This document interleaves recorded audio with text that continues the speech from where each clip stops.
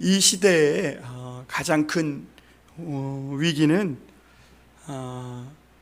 하나님의 말씀이 너무 가볍게 사람들에게 취급된다는 것에 있습니다.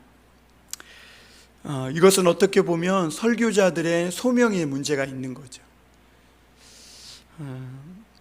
듣기에 좋은 가벼운 설교를 이렇게 하면 당장은 좋을지 모르지만 결국은 그런 설교는 맛을 잃게 되고 맛을 잃은 소금처럼 사람들에게 밟혀버리게 되는 것을 보게 됩니다.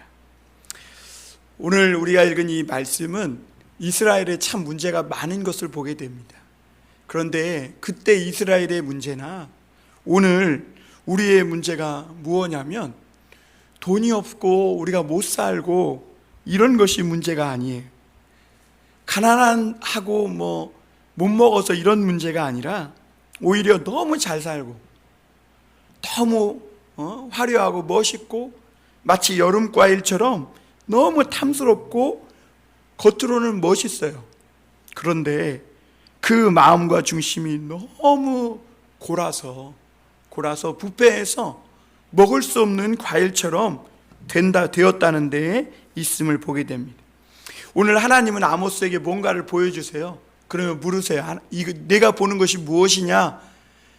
그랬더니 이 아모스가 여름과일 한 광주리입니다. 이렇게 말씀해요. 그러니까 이 아모스는 이 광주리에 탐스럽고 먹기에 아주 맛있어 보이는 그런 과일이 가득 담긴 광주리를 본 거예요. 그런데 이 광주리에 담긴 과일을 아모스가 집어서 먹으려고 보니까 과일이 너무 익은 거예요. 그래가지고 너무 익다 못해 속이 골고 썩어서 완전히 너무 익어갖고 물러가지고 도저히 먹을 수 없는 그런 과일이 돼버린 거예요. 하나님이 보시는 것과 사람이 보는 것이 얼마나 다른지 몰라요. 사람들은 일단 겉으로 크고 많고, 사람이 또 큰 거에 약하잖아. 많은 거에 약하고, 그리고 겉으로 보기 좋으면 이걸 성공이라 그래요. 그런데 하나님은 중심을 보시고 마음을 보세요. 그래서 도덕적으로 정신적으로 썩고 부패하고 고르면 겉이 아무리 화려해도 이미 썩어서 내다 버려야 한다, 이렇게 말씀하세요. 우리가 여름과일을 보면 이 여름과일은 썩으면 희생 불가능해요. 그러니까 다른 과일들, 이제 가을에 사과나 배 같은 거는 썩으면 그래도 썩은 부분을 베어내고 나머지 부분을 먹을 수가 있거든요. 그런데 여름과일은 그렇지 않아요. 썩은 부분만 잘라내고 먹을 수가 없어요. 왜 그러냐면 여름과일은 물도 많고 당도가 높기 때문에 속이 너무 익어서 골아버리면 완전히 못 먹게 돼서 내다 버려야 되는 것을 우리가 알 수 있습니다. 오늘 하나님은 이 이스라엘을 너무 익은 여름과일이라고 이렇게 표현하십니다. 우리 1절에서 2절 말씀 한번 보겠습니다. 주 여호와께서 내게 이와 같이 보이셨느니라. 보라, 여름과일 한 광주리이니라. 그가 말씀하시되 아모스야, 내가 무엇을 보느냐? 내가 이르되 여름과일 한 광주리이니이다 하매 여호와께서 내게 이르시되 내 백성이 이스라엘의 끝이 이르렀은즉 내가 다시는 그를 용서하지 아니하리니. 혹시 우리 지난주에 하나님이 아모스에게 보여준 환상 기억나는 거 있어요? 무슨 환상 보여줬어요? 메뚜기 환상 보여줬잖아요. 풀을 다 벤 다음에 왕이 먹고 이제 백성들이 먹으려고 하니까 어떻게 해요? 메뚜기 재앙이 오는 거예요. 그리고 불의 재앙이 오는 거예요. 그리고 하나님이 다림줄을 잡고 서시는 거예요. 그런 환상을 봤죠. 그리고 오늘 하나님은 한 가지 또 환상을 보여주시는데 여름과일 한 광주리를 보여주시는 거예요. 그러면서 내가 보는 것이 무엇이냐 이렇게 말씀하세요. 내가 보는 것이 무엇이냐? 뭘 보고 있어요, 여러분? 아모스는 농촌 출신이라 그랬잖아요. 드고아 사람. 양치는 뽕나무를 재배하는 사람이에요. 그래서 농촌 출신이라서 과일을 아주 잘 알아요. 여러분, 여름 과일 하면 뭐가 생각나요? 수박, 그쵸? 수박.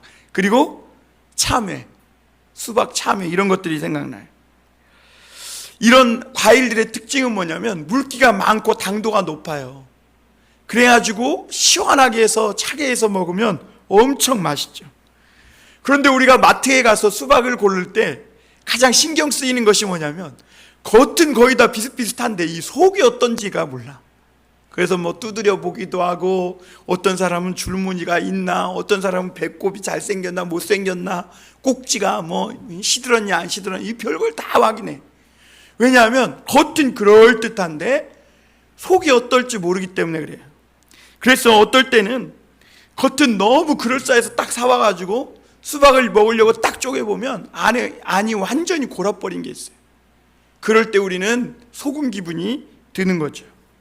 오늘 하나님께서 여름 과일 한 광주리를 보여주셨다는 것은 바로 그거예요. 겉으로 볼 때 이스라엘은 너무너무 보기 좋고 아름다운 과일 같았던 거예요. 탐스러웠다는 거예요. 그러나 그 속이 골아서 썩어서 도무지 하나도 먹을 수 없고 버리게끔 되었다는 것이죠. 여러분, 하나님 앞에 이스라엘은요, 보기에도 아까울 정도로 너무너무 신선하고 아름다운 그런 하나님의 과일들이에요. 그런데 너무 그 속이 썩었어요.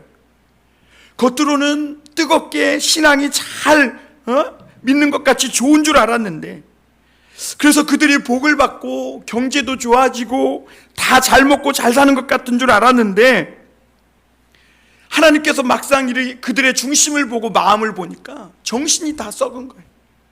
마음이 부패한 거예요.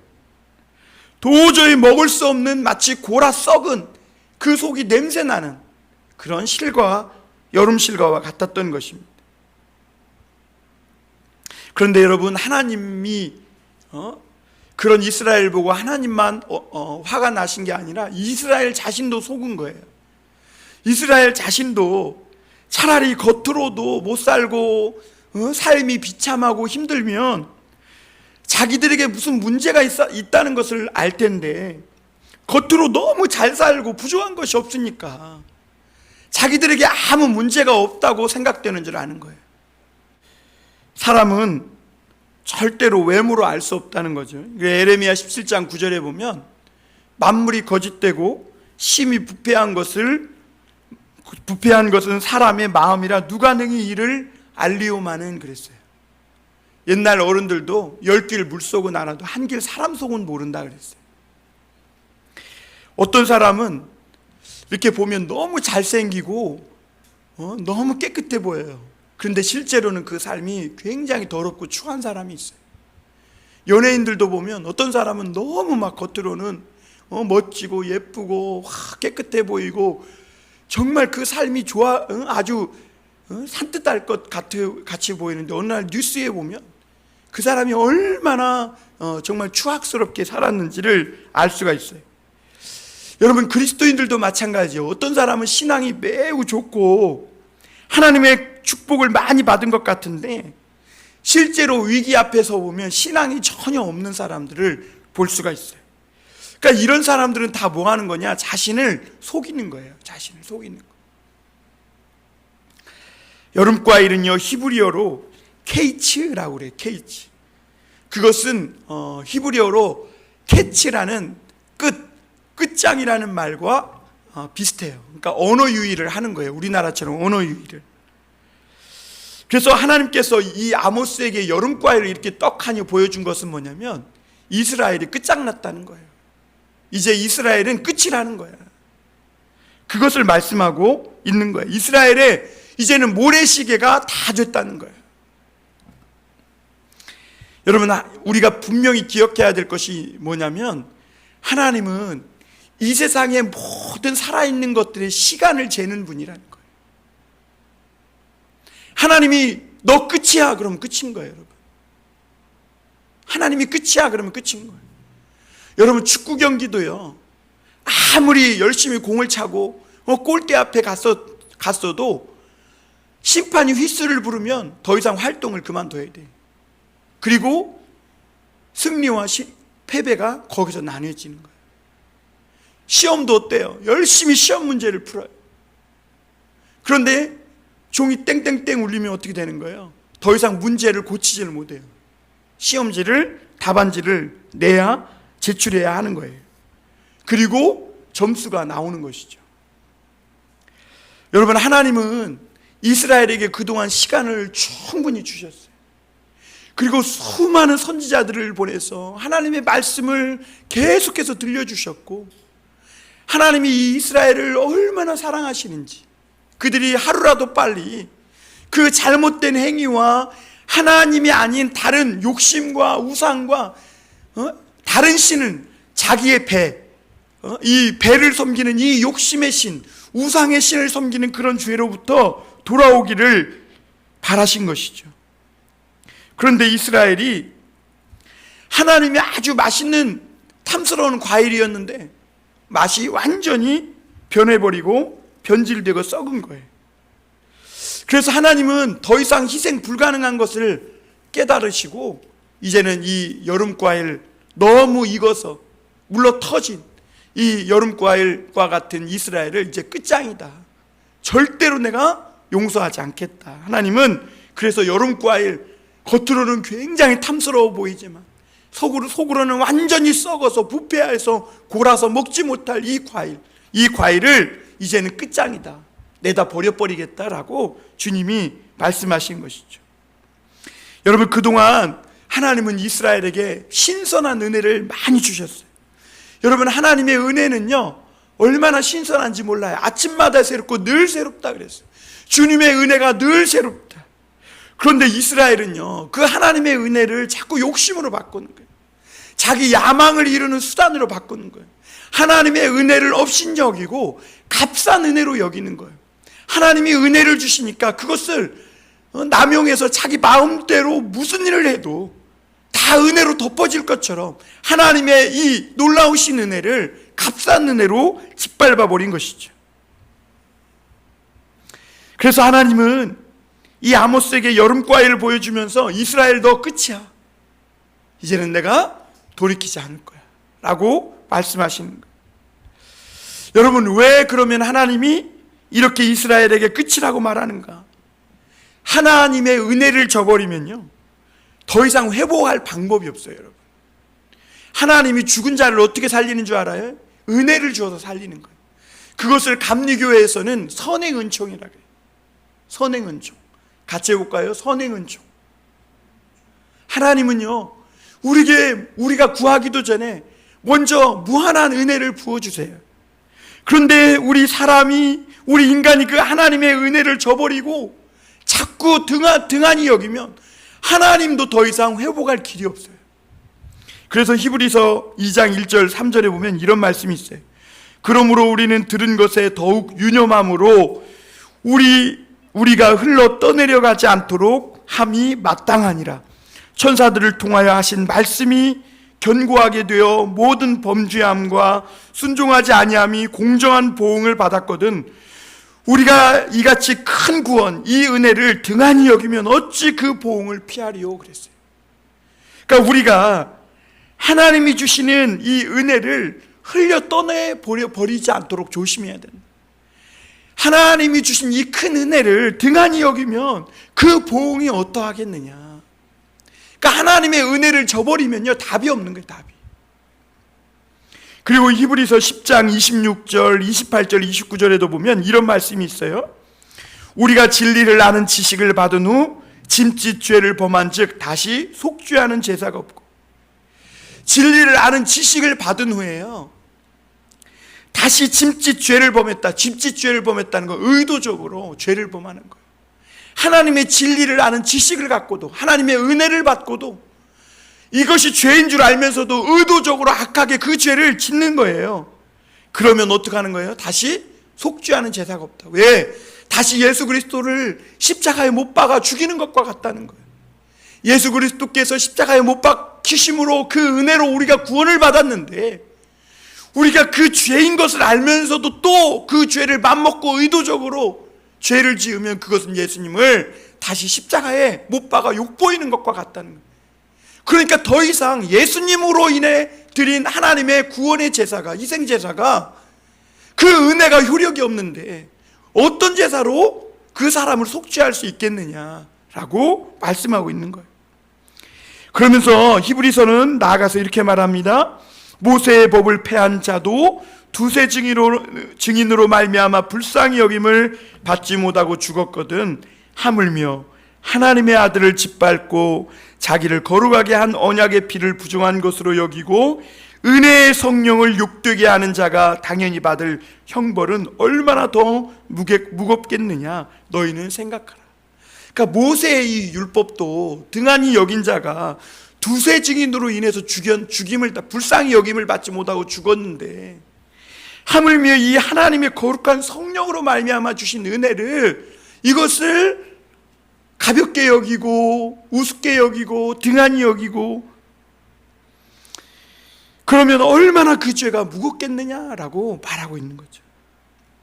그러면서 히브리서 10장 24절 25절에 보면 너희는 서로 돌아보아 사랑과 선행을 격려하며 모이기를 패하는 어떤 사람들의 습관과 같이 하지 말고 오직 권하여 그날이 가까움을 볼수록 더욱 그리하자. 서로 사랑과 선행을 격려하라는 거예요. 권면하라는 거예요. 그래서 히브리서 3장 12절 13절에 있는 대로 형제들아 너희는 삼가 혹 너희 중에 누가 믿지 아니하는 악한 마음을 품고 살아계신 하나님께서 떨어질까 조심하라. 왜 우리가 자꾸 모여서 사랑과 선행을 격려하고 하나님의 말씀으로 권면하고 왜 형제를 자꾸 깨우치고 일으켜줘야 하느냐? 악한 마음으로, 믿지 아니하는 악한 마음으로 그 마음을 품고 살아계신 하나님에게서 떨어질까 조심하라는 거예요. 그런 일들이 그 당시에도 있었다는 거예요. 히브리서 기자가 있을 때. 왜냐하면 그때 엄청난 고난이 닥쳐왔거든요. 그게 오늘날에도 있다는 거예요. 믿지 아니하는 악한 마음을 품고 살아계신 하나님에게서 떨어지는 자, 하나님의 은혜를 짓밟고 주님의 은혜를 등지고 저버리는 자들이 있다는 것이죠. 그래서 오직 오늘이라 일컫는 동안에 매일 피차 권면하며 너희 중에 누구든지 죄의 유혹으로 완고하게 되지 않도록 하라. 오직 오늘이라는 오늘이라 일컫는 동안에 그렇게 하라. 그러니까 하나님의 은혜가요, 어제 받은 은혜 가지고 안 된다는 거예요. 오늘 또 우리에게는 죄의 유혹이 꽉 차 있기 때문에 오늘 또 그 죄의 유혹을 받고 마음이 완고하게 되지 않도록 서로 권면하고 깨우쳐주고 위로해주고 붙잡아주고 일으켜 세워주라는 거예요. 여러분, 오늘 하나님의 은혜가 떠난 이스라엘이 얼마나 비참한지를 3절에서 얘기해 줍니다. 3절 한번 보겠습니다. 그날의 궁전의 노래가 애곡으로 변할 것이며 곳곳에 시체가 많아서 사람이 잠잠히 그 시체들을 내어버리리라 주 여호와의 말씀이니라. 여러분, 하나님의 은혜가 떠난 곳이 어때요? 죽음과 시체들이 가득한 것을 볼 수가 있습니다. 왕궁에 있는 사람들은 아직 재앙이 자기들에게까지 오지 않았기 때문에 아직 노래를 부르고 있어요. 그러나 너희들의 그 콧노래가 곧 변하여 애곡이 될 것이다. 그리고 하나님의 은혜가 없으니까 사람들이 너무 많이 죽는 거예요. 그러니까 시체가 널려 있어가지고 시체를 장사 지낼 수도 없어요. 여러분, 코로나 때문에 그러지 않았어요? 저 이태리나 이런 인도 같은 이런 나라는요, 코로나 때문에 너무 많이 죽어가지고 관조차 없다는 거예요. 그래서 사람을 장사 지낼 곳이 없어서 내다 버린다는 거예요. 인도 같은 데는요, 너무 많이 죽어가지고 겐지스강에 강에서 그냥 막 태워서 없애버리는데 시체를 태울 장작도 없다는 거예요. 너무 많이 죽어가지고. 이태리는 하나님의 은혜가 떠나면요, 이렇게 사람이 많이 죽어서 시체들을 장사할 겨를도 없이 그렇게 많은 사람들이 죽어나가는 거예요. 그리고 오늘 여기에 보면 잠잠이라고 말하고, 잠잠. 여기서 잠잠이라는 말은 무슨 말이냐면, 나는 아직 죽지 않고 살아있지만 그렇다고 해서 그 사람들은 이 장사를 치르면서, 장례를 치르면서 울지도 못해요. 왜? 내가 아직은 살아있지만 사실 죽은 자만도 못한 거예요. 그러니까 죽은 자를 위해서 슬퍼할 겨를도 울어줄 여유도 없는 거예요. 그만큼 너무 이스라엘의 상태가 비참한 거예요. 여러분, 하나님의 은혜가 떠나면 그렇게 되는 거예요. 여러분, 하나님의 은혜는 성경에 태양의 햇빛과 같다 그랬어요. 여러분, 햇빛이 없이 모든 생명체가 어떻게 존재할 수 있겠어요? 하나님의 은혜가 없으면 사람은 메말라 죽는 거예요.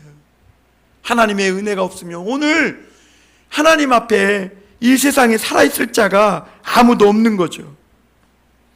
그런데 하나님의 백성인 이 이스라엘이 오해한 것이 있어요. 왜냐하면 자기들은 하나님의 백성이라는 거죠. 그래서 자신들이 망하면 하나님의 이름이 망신을 당하기 때문에 절대로 하나님은 우리를 망하지 못하게 할 것이다. 그리고 또 하나 뭘 오해했냐면, 하나님이 우리를 망하게 하면 하나님의 이름이 무능력하구나 라고 비웃음을 살 거라는 거죠. 그래서 하나님은 감히 우리 이스라엘을 망하게 하지 못할 것이다, 이렇게 생각했다는 거예요. 그런데 그것은 진짜로 오해였습니다. 여러분, 하나님은요, 이 죄가 누룩 같아서 절대로 그냥 놔두는 분이 아니에요. 죄는 누룩 같아서요, 전염성이 있어요. 전염성이 굉장히 강합니다. 코로나의 수백 배, 수천 배보다 강해요. 그래서 이 죄는 한 번 놓으면 잠깐만 우리가 눈 깜빡하고 떴다 보면 온 덩이에 퍼져서 아무것도 못 먹게 되는 거예요.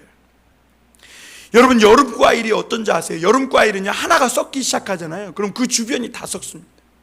그래서 못 먹게 되는 거예요. 제가 언젠가 자두를 사서 넣어놨는데 조금 오래 넣으니까 자두 하나가 썩었어요. 그게 그냥 귀찮아 내비뒀어요. 그러니까 온 자두가 다 썩어서 다 내다 버리는 거예요. 그렇게 되는 것이죠. 결국 이스라엘은 하나님의 이 말씀대로 나라도 잃고 가정도 잃고 심지어 그들이 중요하게 여겼던 성전도 잃고 지구상의 뿔뿔이 다 흩어졌어요.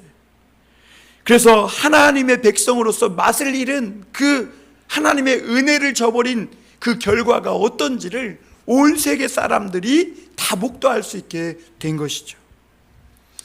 여러분, 우리가 알아야 될 것이 뭐냐면, 그 이스라엘 사람들만 말하는 게 아니라 오늘 우리 인간이라는 존재가 이렇게 여름 과일처럼 부패하기 쉬운 연약한 자들이라는 것을 알아야 되는 거예요. 여러분, 우리가 얼마나 부패하기 쉬운 자들인지 몰라요. 이렇게 뜨겁게 태양이 내리쬐는 날 갑판장에 내놓은 생선과 같은 거예요. 여러분, 이 뜨거운 여름날에요, 생선을 밖에 내놓으면요, 얼음도 없이 내놓으면 단 1시간도 안 되고 몇 분 만에 그냥 상해버려요, 여러분. 그래서 하나님은 소금을 치는 거예요. 부패하지 말라고. 그래서 오늘 이 소금, 이 고난을 통해서 우리를 겸손하게 하시고 썩지 않게 해주시는 거예요. 하나님의 축복을 많이 받아도 변질되지고 부패하지 않고 골치 않도록 하나님은 오늘도 고난이라는 이런 소금을 쳐서 우리를 지키고 보호해 주시는 것이죠. 오늘 두 번째로 생각해 볼 것은 이스라엘의 호칭이 달라진 것을 볼 수 있습니다. 우리 4절 한번 다 같이 크게 읽어보겠습니다. 4절입니다. 시작.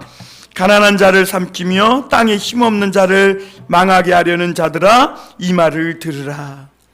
여러분, 그동안 하나님은요, 이스라엘 백성들은 여수르나 내 백성아, 그렇게 아주 아름다운 이름을 붙여서 이스라엘을 부르셨었어요. 그런데 오늘 여기 보면 이스라엘을 부르는 호칭이 달라졌어요. 여수르나 내 사랑하는 야곱아, 그러지 않고 궁핍한 자를 삼키며 가난한 자들을 망하게 하는 자들아, 삼키며 망하게 하는 자들이라고 말하고 있어요. 이스라엘 백성들. 그만큼 이스라엘 백성이 얼마나 부패하고 썩었는지를 보여주는 것이죠. 오늘 5절에 보면 왜 하나님이 그렇게 부르시는지 이유를 알 수 있어요. 5절 한번 보겠습니다. 너희가 이르기를 월삭이 언제 지나서 우리가 곡식을 팔며 안식일이 언제 지나서 우리가 밀을 내게 할고 에바를 작게 하고 세계를 크게 하여 거짓 저울로 속이며 은으로 힘없는 자를 사며 신 한 켤레로 가난한 자를 사며 찌꺼기 밀을 팔자 하는도다. 여러분, 이스라엘 백성들의 행위가 나오고 있는 거예요. 왜 하나님이 여수르나 내 백성아 이렇게 아름다운 이름을 부르지 않고 힘없는 자를 삼키며 가난한 자들을 망하게 하는 자들아 라고 부르신 이유가 있어요. 여러분, 부모도 화가 나면 자식을 부르는 호칭이 바뀌죠. 얘야 그랬다가 더 말을 안 들으면 이놈아 그래. 더 말을 안 들으면 이 새끼야 이렇게. 왜요? 말 안 들으니까 그런 거야. 말 안 들으니까. 하나님이 볼 때 이스라엘 백성들은요, 겉으로는 월삭이나 안식일을 잘 지키는 것 같았어요. 월삭은 뭐냐면 매년 초마다 하나님 앞에 예배 드리는 거예요. 안식일은 뭐냐면 7일째 되는 날 하나님이 그 우주 만물을 창조하시고 쉬셨기 때문에 쉬는 날을 말하는 거예요. 그래서 이스라엘 백성도 하나님의 그 안식일을 지켜서 쉬고 하나님께 예배를 드렸거든요. 그런데 이 이스라엘 백성들이 그동안 월삭을 잘 지키고 안식일을도 잘 지켜서 하나님을 참으로 잘 예배하는 줄 알았어요. 신앙심이 좋고 믿음이 좋은 줄 알았어요. 하나님 중심으로 사는 줄 알았어요. 왜냐하면 주일이나 안식일 월삭 때마다 빠지지 않고 다 예배드리러 나오거든요. 그런데 하나님이 그들의 마음 중심을 보니까 안식일을 지키긴 지켜요. 월삭을 지키긴 지켜요. 근데 빨리 지나가기를 바라는 거예요. 예배 시간이 빨리 끝나기를 바라는 거예요. 주일날이 빨리 지나가기를 바라는 거예요. 그리고 월요일이 되길 바라는 거예요. 왜? 그들은 빨리 가서, 오늘 여기 말씀을 보니까 뭐라고 말씀해요? 5절에 안식일이 언제 지나서 우리가 밀을 내게 할고 또 월삭이 언제 지나서 우리가 곡식을 팔며. 그러니까 이들은요 5절에 보니까 안식일과 월삭을 지키긴 지키는데 이 날이 빨리, 하루라도 빨리, 조금이라도 빨리 지나가기를 초조하게 기다리면서, 그것이 지나면, 그날이 지나면 빨리 나가서 밀을 팔고 곡식을 팔아서 돈을 벌 생각만 가득 차 있던 거예요. 그러니까 하나님 앞에 예배 드리러 나오긴 나오는데 하나님 앞에 예배 드리는 것이 하나님을 사랑해서가 아니라 할 수 없었어요. 사람들의 이목이 있고 체면이 있으니까. 그러니까 예배 드리며 앉으면서도 그 시간이 빨리 지나가서 나가서 돈 벌 궁리만 하고 있는 거예요. 왜 그러냐? 그들은 거짓 저울을 가졌거든. 거짓 추를 가지고 있거든. 그러니까 밀을 팔고 곡식을 파는데 밀도 찌꺼기 밀을 팔고 곡식도 거짓 저울을 가지고 속여서 파니까, 사기쳐서 파니까 자기들이 벌 수 있는 돈보다 훨씬 많은 돈을 버는 거예요. 그러니까 욕심이 가득 차서 빨리 이 월삭이나 안식일이 지나고 장사해서 돈 벌 수 있는, 거짓 저울을 가지고 돈을 많이 벌 수 있는 그날이 1분 1초라도 빨리 지나 그날이 오기만을 바라고 있던 거예요. 여러분, 예배는요 하나님께 은혜를 받고 새 사람이 되는 시간이라는 걸 알아야 돼요. 여러분, 우리 봉담선한 목자교회 성도들이 그걸 알아야 돼요. 이것을 깨달아야 되는 거예요. 예배 시간은 하나님을 만나서 우리 죄가 사해지고 은혜를 받아서 새 사람이 되는 거예요. 하나님은 자기 앞에 나온 사람들의 죄를 깨끗하게 해주세요. 그리고 예배하러 나오면 새 사람이 되게 해주세요. 그런데 이스라엘은요 예배를 형식적으로 생각했지, 이런 하나님의 마음, 예배 드릴 때 하나님이 주시는 이 역사에 대해서는 하나도 기대를 안 한 거예요. 그러니까 예배가 지루하고 빨리 1분 1초라도 끝나서 세상 밖으로 나가서 돈 벌 생각, 그래서 무언가 세상에 욕심과 욕망을 추구하고 따라가고자 하는 생각으로 가득 차 있었던 것을 보게 됩니다. 여러분, 우리 믿는 자들이 하나님의 은혜를 받으면 우리가 세상에서 어떤 작은 일에 손해를 보거나 억울한 일을 당해도 그것을 감당할 수 있는 힘이 생겨요. 왜냐하면 하나님의 은혜가 세상에서 당하는 작은 손해보다 비교할 수 없이 훨씬 크기 때문에 그렇습니다. 그런데 문제가 어디 있냐면요, 종교인들이, 하나님의 백성 이스라엘이 예배를 드리긴 드리는데 형식적으로 드리면 드릴수록 오히려 그들은요 세상에서 작은 이익에도 더 집착하고 더 욕심을 부리더라는 거예요. 여기 봐요. 말씀을 잘 들으라니까 왜 자꾸 고개를 숙여. 말씀을 잘 들으라고요.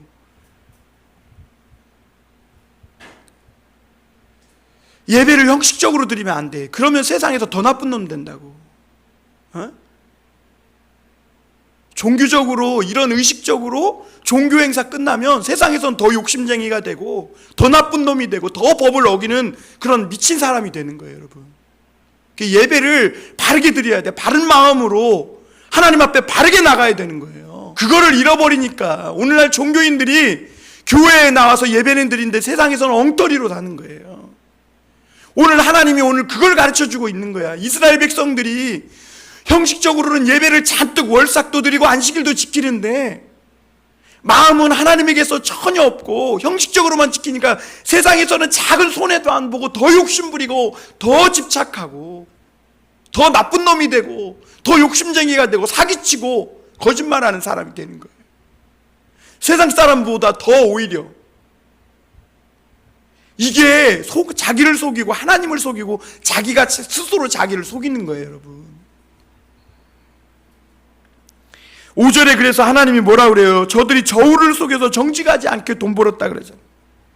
하나님 앞에 나와서 예배 드리면서도, 물론 사람들은 왜 그러냐면요, 하나님을 만나지 못하면요, 모든 사람에게는 어떻게든지 더 쉽게 더 많은 돈을 벌고자 하는 욕심이 있어요.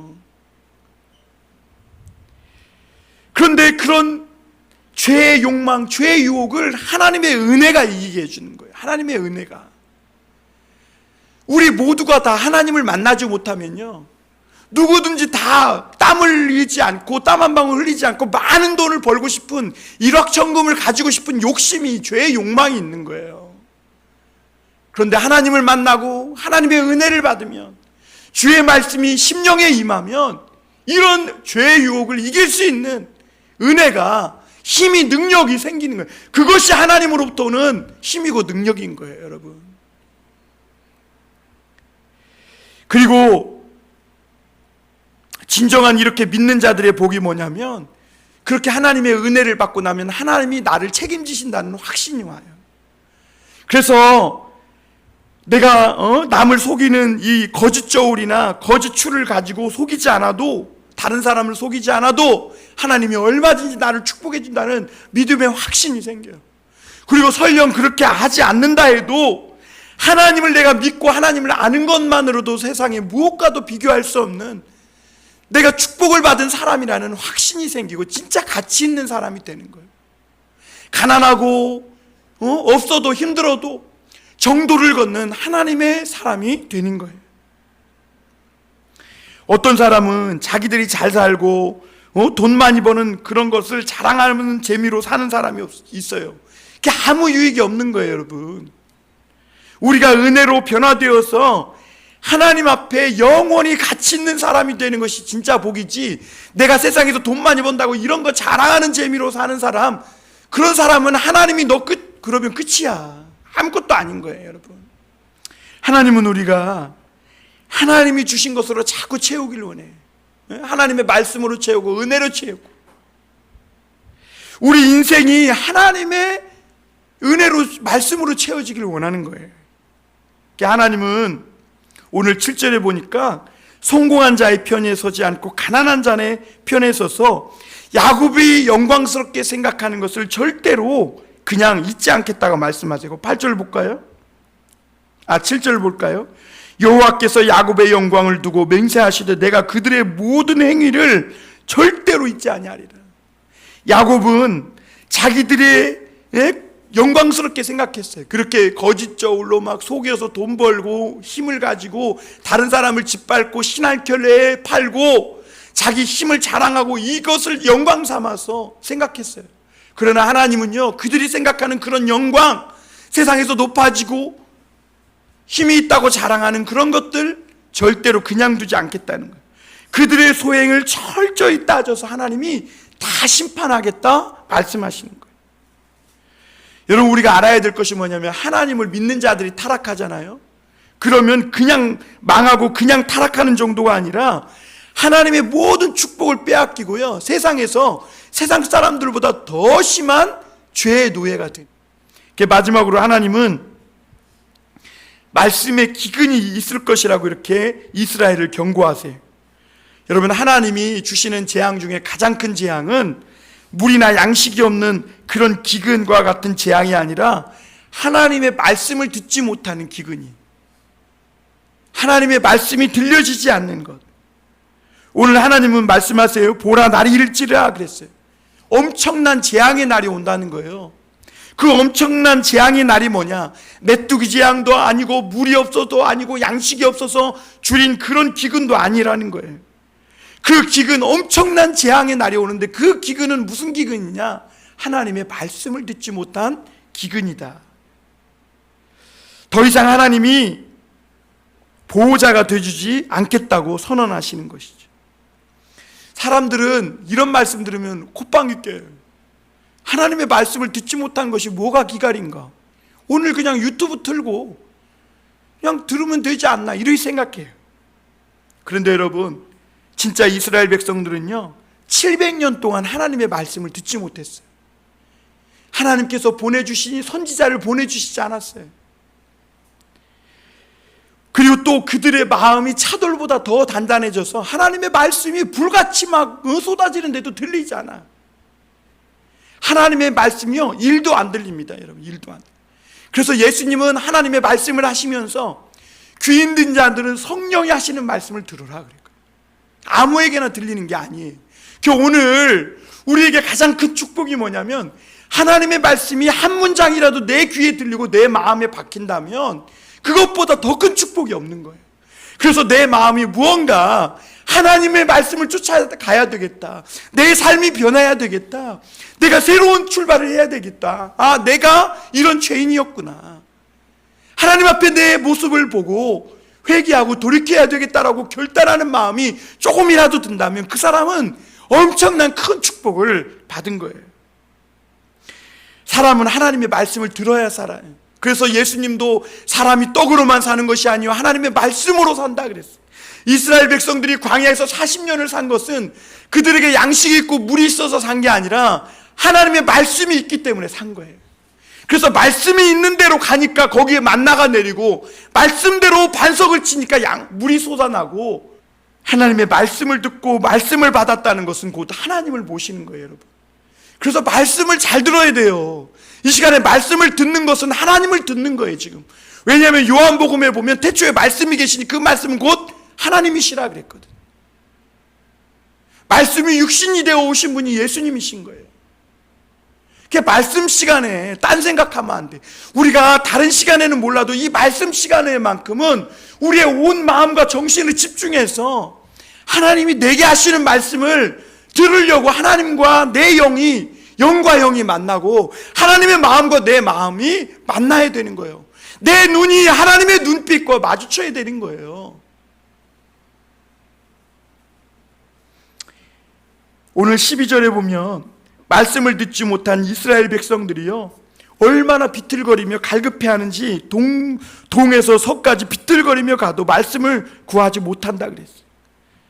그러다 말씀을 듣지 못하니까 점쟁이나 미신을 찾아서 어떤 말이든지 듣기를 원하는 거예요. 그랬던 사람이 누구냐면 사울 왕이에요. 여러분, 왜 이스라엘 백성들이 하나님의 말씀을 듣지 못해요? 그들이 말씀을 업신여긴 거예요. 말씀을, 하나님의 은혜를 등한히 여기고 하나님의 말씀을 짓밟고 은혜를 스스로 저버리는 거예요. 그러니까 안 들리는 것이죠. 그리고 왜 사람들은 하나님의 말씀을 듣지 못하냐면요 하나님의 말씀보다 자기의 생각과 판단이 훨씬 더 낫다고 생각해. 교만한 것이죠. 그러나 하나님의 은혜가 떠나면 우리 인생의 모든 것이 헛된 것이 되는 거예요. 사울 왕은요 하나님의 말씀이 떠나니까 어떻게 된 줄 알아요? 미쳐갔어요. 오늘날 여러분 우리나라의 문제가 뭐예요? 먹을 것이 없어요? 입을 것이 없어요? 그런데 왜 사람들이 우울증에 걸리고 신경쇠약증에 걸려요? 왜 미쳐갑니까? 하나님의 말씀을 듣지 못하기 때문에. 이 사울 왕은 하나님의 말씀에 떠나갔을 때, 은혜가 떠나갔을 때 점점 미쳐서 히스테리가 얼마나 심해졌는지 주위 사람이 감당하지 못한 거예요. 그래서 한번 발작하면 감당을 못하니까 다윗이라는 소년을 데려다가 찬양을 연주하게 한 거예요. 오늘날 얼마나 많은 사람들이 히스테리 증상에 시달리고 허무감과 우울증 증세로 고통을 당하는지 몰라요. 성공한 것 같지만 투자를 해서 부동산을 사서 돈을 많이 번 것 같지만 실제로 그들의 영혼은 황폐해진 거예요, 여러분. 기갈이 온 거예요. 그런데 여러분, 우리가 하나님의 말씀이 들을 수 있는 축복이 언제 오냐면 우리가 하나님 앞에 나아가 죄를 자복하는 거예요. 우리가 하나님이 끝이라고 했을 때, 너는 여름 과일과 같이 너무 익어서 먹지 못했을 때, 여름 광줄이 그 환상을 보여주실 때 너는 끝이다 말할 때 하나님 앞에 죄를 자복하고 나가면 하나님은 여름 과일과 같이 너무 익어서 못 먹도록 버려질 수밖에 없는 그런 우리들을 다시 싱싱하고 맛있는 과일로 새롭게 해주시는 거예요. 그리고 하나님의 말씀이 들려지게 하는 거예요. 오늘 13절에 보면 하나님의 말씀을 듣지 못하니까 청년이고 처녀들도 힘이 없어 비틀거리고 쓰러지는 것을 보게 됩니다. 여러분, 청년들이 어때요? 힘이 있어야 하잖아요. 미래가 있고 비전이 있어야 되잖아요. 그런데 왜 오늘날 많은 청년들이 힘을 잃고 비틀거립니까? 하나님의 말씀 속에서 미래를 발견하지 못하는 거예요. 꿈이 없는 거예요. 오늘 이렇게 하나님의 백성을 망하게 하는 근본적인 원인이 뭐냐면 14절에 보면 단에서부터 부엘세바까지 그들이 사마리아 우상으로 가득했다 그랬어요. 이것은 단은 이스라엘의 북쪽 끝을 얘기하고 부엘세바는 이스라엘 남단 끝을 얘기하거든요. 이것은 이스라엘 전역에 얼마나 많은 이런 죄악들이 퍼져 있었는지, 마치 암으로 얘기하면 그 사람의 온몸에 암덩이가 다 퍼져서 더 이상 손을 쓸 수 없는 상태가 되어버린 그런 사형 선고를 받은 상태를 말하고 있는 거예요. 여러분, 이스라엘 백성들은요, 길갈과 베델, 부엘세바까지 가서 예배를 열심히 드렸어요. 그런데 그것은 하나님의 말씀이 없는 열정이에요.